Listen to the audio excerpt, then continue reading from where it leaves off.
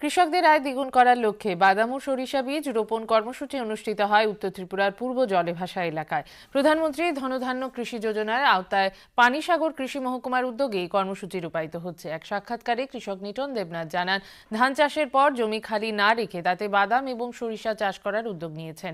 কৃষি তত্ত্বাবধায়ক সমীরণ দাস জানান, এবছর পানিসাগর কৃষি মহকুমা 180 হেক্টর জমিতে শস্য উৎপাদন এবং 25 হেক্টর জমিতে বাদাম উৎপাদনের লক্ষ্যমাত্রা নেওয়া হয়েছে এবং পালসেসের উপর ক্রপ ডাইভার্সিফিকেশনে জোর দিয়েছি এবং সেই লক্ষ্যে আজকে আমরা এখানে সহিং চলছে গ্রাউন্ড নাটের।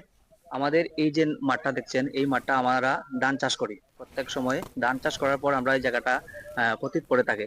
তো আমরা কিছুদিন আগে আমাদের সুপারিনটেন্ডেন্ট স্যারের কাছে আমরা গিয়েছিলাম যে আমাদের এই জায়গাতে কি লাগালে বা কি সুযোগ সুবিধা আমরা পাবো গভর্নমেন্ট থেকে।